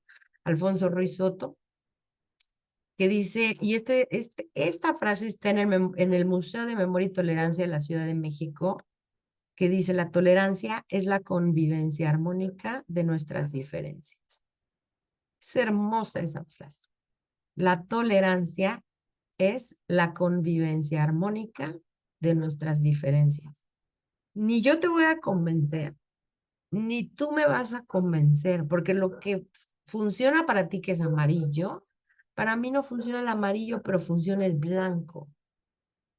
Y las dos posturas son válidas. Y también, como dicen los hawaianos, ¿no? Desde el Ho'oponopono, que amo esa herramienta, es divina, y la filosofía es divina. La medida de la verdad es su eficacia. No hay verdades absolutas. ¿Qué te funciona? Esa es tu verdad, ese es tu universo. Y se vale. ¿Sale? Los hombres no lloran. El duelo en el varón se da de manera bien distinta. Precisamente porque los hombres no lloran. A ver, mijo, cállese, aguántese. Porque aparte ni siquiera tiene que ser explícito que te lo digan tal cual, ¿eh? Así literal. ¿Qué pasa cuando va un niñito caminando y se cae y se raspa la rodilla y llora? Párese, mijo, ándele, aguántese, como los machos, como los hombres, ¿no? Ándele, no pasó nada, no pasó nada. Nos anulan. Y es por ignorancia, ¿eh? Y nuestros papás hicieron lo mejor que pudieron con lo que tenían. Pero es momento de romper esos patrones y hacer conciencia de estos diálogos. La vida es muy dura, les decimos muchas veces a los niños, ¿sí? Y entonces el niño introyecta eso y así va a vivir. La vida es dura, la vida es hostil, el mundo es hostil, es inseguro, ¿sí? El dinero no se recoge de los árboles. Ay, a todos nos dijeron eso. Pregúntale a un aguacatero si no. Vaya que sí se recoge de los árboles. Entonces hay que replantearnos todas estas creencias que nos atoran, porque eso nos impide elaborar los duelos. ¿Sale? Debes estudiar medicina como tus papás, Denise, ¿sí? Porque es la tradición y a lo mejor Denise quería ser músico, bailarina, pintora, hippie, temazcalera, yo qué sé, ¿no? Porque también eso pasa mucho con nuestros hijos, ¿no? Estos introyectos, lo traes aquí a tu bultito, ya te vi, vas a ser tanatóloga como tu mamá. Y la otra es licenciada en turismo y la otra está estudiando medicina. Que también a veces es benéfico, ¿eh? Porque yo soy médico frustrado, ¿sí? Fui mamá muy joven. Y ahorita con Pía, que está estudiando medicina, mi doctora juguete, no, bueno, me doy unas divertidas y unas platicadas y ahorita me mandó su foto de, estoy en clínicas y estoy pasando revista en cirugía y me encanta verla porque de alguna manera esa proyección mía se está cumpliendo a través de ella, pero si yo no lo veo, la voy a asfixiar y me va a mandar al carambas, ¿sí? Entonces está sucediendo, pero la respeto y le doy su espacio y le doy su lugar y lo agradezco profundamente. ¿Sí? Y la otra es que licenciada en turismo hospitalario, ni me acuerdo de su carrera, administración en turismo y áreas hospitalarias y no sé qué cosas, ¿no? Pero bueno, y se dedica a otra cosa, me da mucha risa. Pero bueno, es otra historia. Y al final es eso, ver, ¿sí? Darme cuenta y percatarme, para entonces poder hacer los cambios. De otra manera es difícil, porque voy en piloto automático, de inconsciente, manera inconsciente totalmente. Las mujeres deben tolerar los deslices de sus maridos. Aguántese, mija. Esto es para siempre. Es hombre, tiene necesidades, como si las mujeres no tuvieran, ¿no? Entonces, también esto es del colectivo. Y cuando yo me planteo, ¿realmente tengo que tolerar que me pinten los cuernos? Ah, Si digo, bueno, sí, es parte de la vida y es parte del matrimonio, ok, pero ya te lo replanteaste y ya lo integraste desde tu yo, desde tu conciencia. Pero también aquí dices, como por, ¿no? Y ahí vienen los cambios. El hombre debe ser proveedor y la mujer ama de casa. Usted se queda en mi casa, en su casa, mija, y usted va por la chuleta. ¿Quién dijo? Y menos ahorita en estas épocas, ¿no? Que ya todos tenemos que trabajar y aportar y demás, ¿no? Entonces también ahí muchas veces viene esta parte de, de que siempre les digo, me compro ese cuento, me lo trago, más bien, lo mastico, me lo trago, lo digiero y lo hago mío. Y ahí lo dejo. Cuando realmente, ahorita, por ejemplo, que a mí me sigue haciendo mucho escándalo, pero aquí no es lo bueno o lo malo, es lo funcional y lo disfuncional. Estas nuevas relaciones de pareja, que el poliamor y que las relaciones abiertas, yo soy muy celosa con mis chicles, bye, son mis chicles, bye, ¿no? Pero si les funcionan, es otra manera de ver una relación de pareja. Y está bien. ¿Me mueven los valores? Sí. Como terapeuta, si me mueve el valor y me pega en el callo de la moralidad, de que me hace ruido, etcétera, entonces voy a derivar a ese paciente con alguien más. Esa es la ética también, porque soy humano, pero necesito ver qué es lo que está moviendo en mí, porque son oportunidades que los pacientes mismos te dan y la vida misma te va colocando ahí estas situaciones para que tú te lo replantees. Lo mismo los abortos provocados, todo eso. Si te hace ruido, revisa qué te hace ruido y transfiere o canaliza ese paciente con alguien más, porque nunca en la vida tenemos que juzgar como terapeutas. Jamás. Ujú. Y así conocí a uno, miren, maestría en Italia de pareja, de psicoterapia de pareja y familia, y así todo, aparte llegabas al consultorio y todo lleno de, así el mural del ego, ¿no? Con todos sus títulos. Un psicólogo súper bien formado, ¿eh? Y a la hora que lo escucho, como se puso como chancla una señora que le puso el cuerno al marido, me quedé helada, porque no se vale. Entonces, ¿para qué te especializas en ser terapeuta de parejas y algo de lo más común que sucede son los cuernos? Pero le dijo que, no, ya no te puedo atender, no, pero aparte lo decía con mucho orgullo. Yo le dije que ya no la iba a atender, que eso no se hacía, que eso era desleal. Y yo, ok. Y la otra estaba de cínica, no, me lo dijo súper triste y movida. Ok, cada quien, y como dice mi papá, nuevamente, cada quien tiene el terapeuta que se merece. No sé, por ahí dicen, ok. Ok, todo esto hace que el yo auténtico porte máscaras creando una personalidad falsa. Quiero ser mamá, quiero dedicarme a la medicina, quiero realmente tener hijos, bueno, quiero realmente casarme, cuáles son mis no negociables dentro de una relación de pareja, dentro de una relación jefe-empleada, desde una relación de amistad. ¿Realmente la homosexualidad es un pecado? ¿Realmente estoy a favor o en contra del aborto? ¿Realmente? Estos temas sensibles son los que me tengo que cuestionar. Y cuando hago el acompañamiento en terapia, entonces cuestiono las creencias de mi acompañado, justamente. De eso se trata, de hacer un cambio de creencias o una transformación de creencias. Eso es lo único que va a funcionar.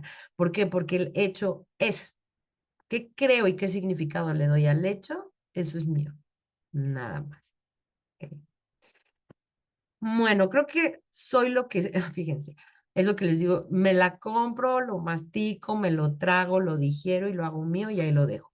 Creo que soy lo que no soy, dejando en el olvido mi esencia real.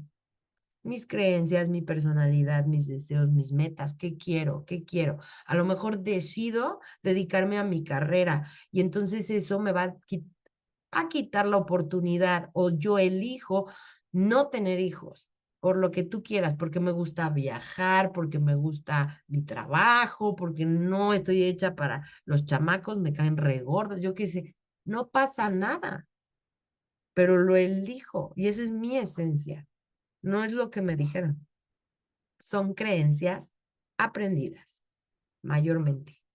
Por ahí se dice que el 95% de nuestras creencias son aprendidas. Ok. Ok. Y bueno, aquí viene esta frase del doctor Viktor Frankl, que es el creador de la logoterapia, tercera escuela vienesa de psicología, la primera es la freudiana, hay psicología freudiana, hay psicología antifreudiana, pero no hay psicología sin Freud. Entonces, papá Freud es papá Freud, después viene Adler, que es la segunda escuela vienesa de psicología, y finalmente viene el doctor Viktor Frankl, que viene a darnos esta tercera escuela de vienesa de psicología y es el primero que se atreve a penetrar en la esfera espiritual del ser humano. Entiendas el nous o espíritu no como una entidad religiosa, incluso, sino habla de esta parte que es propia del ser humano y exclusiva del ser humano, donde están los valores, la responsabilidad, la actitud, la resiliencia, la conciencia, todas estas aptitudes y dones que nos caracterizan por ser seres humanos. Esta es la logoterapia, a muy grandes rasgos. Nos dice, si no está en tus manos cambiar una situación que te produce dolor, siempre podrás escoger la actitud con la que afrontas ese sufrimiento. Y aquí está otra vez, amo mi cubo, el mejor regalo que me dio mi Javi, ¿no? Y aquí entra otra vez esta parte de qué color elijo ver el hecho. Eso está en mí. Y eso me da entonces la posibilidad de elegir otra actitud para enfrentar las situaciones. Alfonso Ruiz Soto, el de Semiología de la Vida Cotidiana, el que les decía de la tolerancia, nos dice, ay, me encanta esta frase, la pérdida dura lo que tarda en aceptarse y el sufrimiento dura lo que tarda en comprenderse. Él, en su modelo de Semiología de la Vida Cotidiana, tiene un curso que se llama Semiología de la Muerte. Que es la semiología, el estudio de los significados y simbolismos y cómo los integra el ser humano. Ok. Él dice que el duelo empieza en la aceptación. Cuando yo acepto que eso ya se acabó, que ya no di esos besos, que ya no me compré mis 5 helicópteros, que ya no tengo mis pozos petroleros, que ya no se dio esa relación, que ya no está mi mamá, que perdí a mi hija, que tal cual, ¿verdad?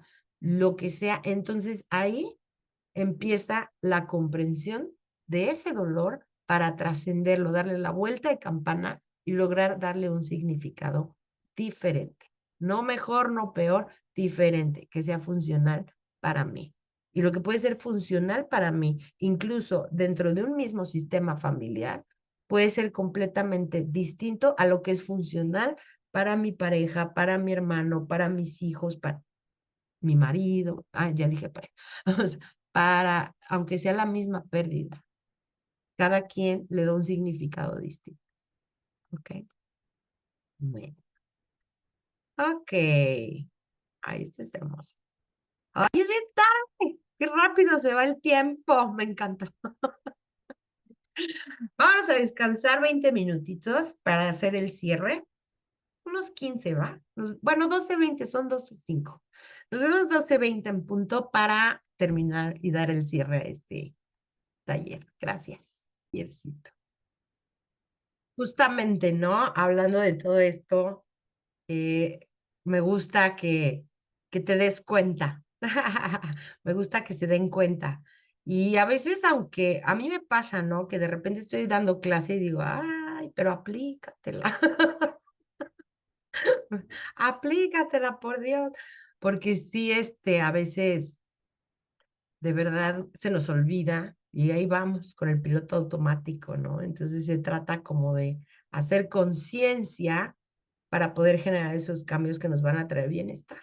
Ese es el fin de todo esto. Y bueno, justamente ahora se las voy a poner a escribir un ratito, ¿verdad? Justamente con toda esta información me gustaría que hicieras este ejercicio y vamos a poner los cuencos. Bueno, pero primero les voy a decir. Tomarnos un momento, percibirnos por dentro, respiramos. Miren, la respiración. Cuando yo pongo atención a mi respiración, hago contacto conmigo. Y si pongo atención especial en mi corazón, casi queriendo percibir los latidos, hago un contacto interno conmigo e íntimo.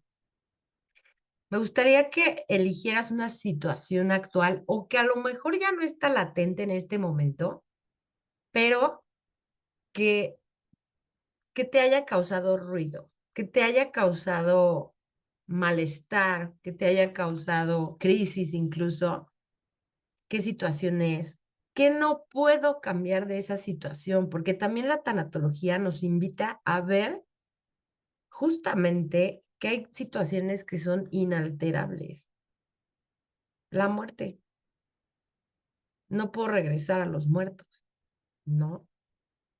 Pero ¿qué sí puedo cambiar? Eso es el punto aquí. Entonces, ¿qué no puedo cambiar? Pues a lo mejor que me den ese puesto de trabajo, a lo mejor que ese ser querido que ya falleció regrese físicamente a mi vida, que a lo mejor esa relación de amistad, de pareja, de familiar, ese vínculo ya no es. Y también aquí entra una parte importante. Nosotros somos seres vinculares. Necesitamos vincularnos para vivir, ¿no? También ese es un privilegio que tiene el ser humano y que viene dentro del nous, de esta parte del espíritu de Víctor Frankl. Y justamente aquí tengo que percatarme que a lo mejor yo pongo todos los huevos en la canasta para un proyecto, para una relación de pareja, por ejemplo, para una carrera.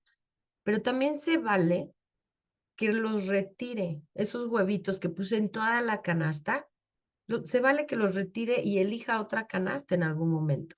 Y en los vínculos y las relaciones también va cambiando la relación, o sea, simplemente cuando somos mamás, no es lo mismo tener un chiquito en preescolar o un bebecito que un chiquito en preescolar, que un chiquito en primaria, que un chiquito ya puberto, que un jovencito, que un hijo adulto.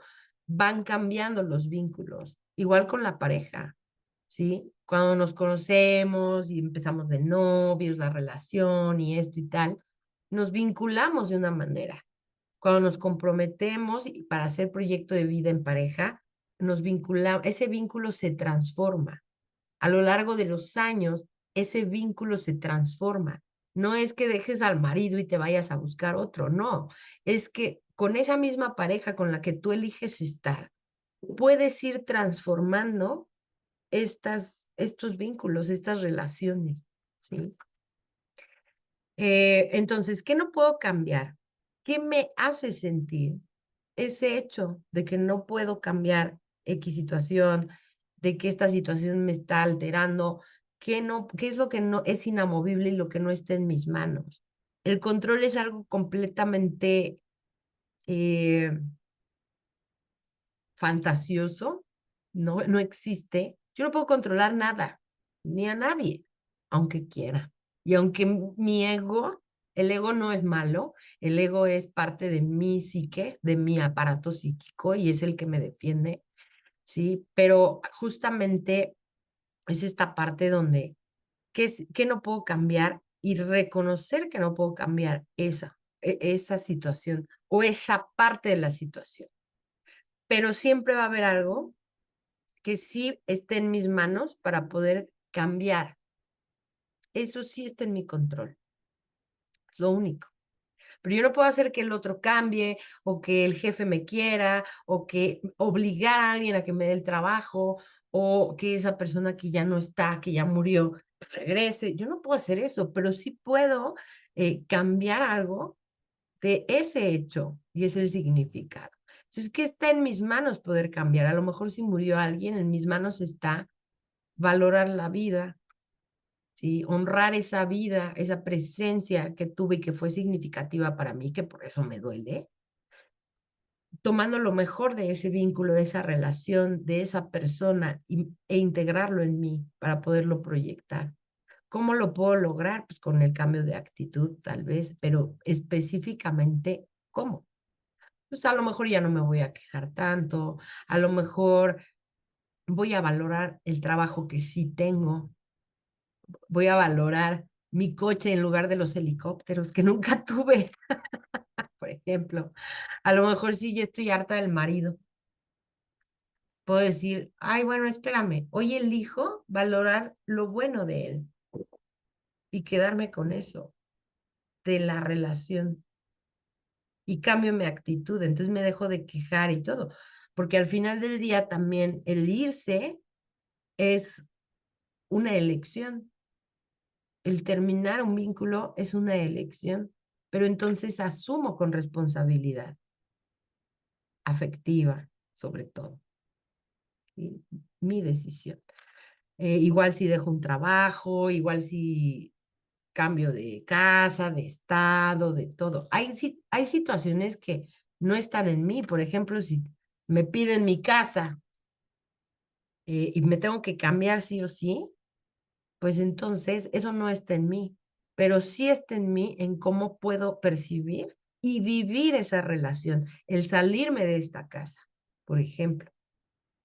Y lo que sí puedo hacer para lograr, para cuidar de mí misma, ¿sí? ¿Qué sí puedo hacer para cuidar de mí misma? A lo mejor tengo una gran amiga que está metida en una relación abusiva. Yo no puedo hacer que ella deje a la pareja, ¿sí? Puedo tener una actitud X con ella, receptiva, de escucha, de apoyo, de acompañamiento, darle mi punto de vista desde el respeto, sin tratarla de convencer. Pero lo que sí puedo hacer para cuidar de mí misma es que si ella está de súper malas porque le está yendo mal y viene y me agrede y me dice, entonces, ¿qué sí puedo hacer? Poner límites, por ejemplo. ¿Y cuáles son mis no negociables? En la vida hay negociables y no negociables, ¿no? Entonces, si yo, por ejemplo, estoy trabajando un vínculo de una relación de amistad, de pareja laboral, etcétera, ¿cuáles son mis no negociables? Pues la falta de respeto, por ejemplo, ¿sí? El que no se cumplan los acuerdos, el que a lo mejor decimos las cosas de una manera no muy funcional, el quedarme callada. ¿Cuáles son tus no negociables? Entonces vamos a dar unos minutitos. Aquí les voy a poner su música. Ah, pero no les van a oír.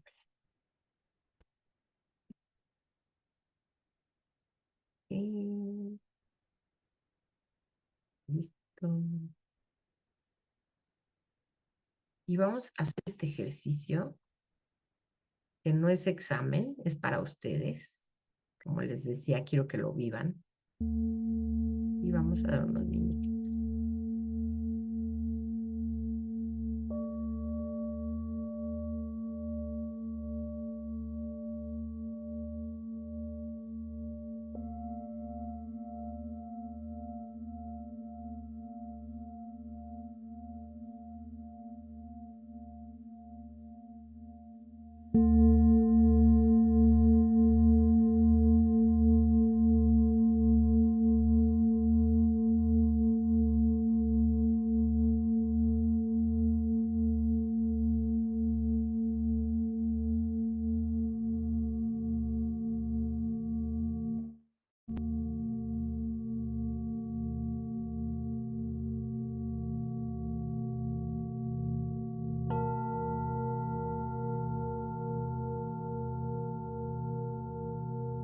A lo mejor no puedo cambiar la actitud amargosa de mi superior, de mi jefe, de mi jefa, pero sí puedo elegir, sí puedo cambiar mi actitud ante esta situación.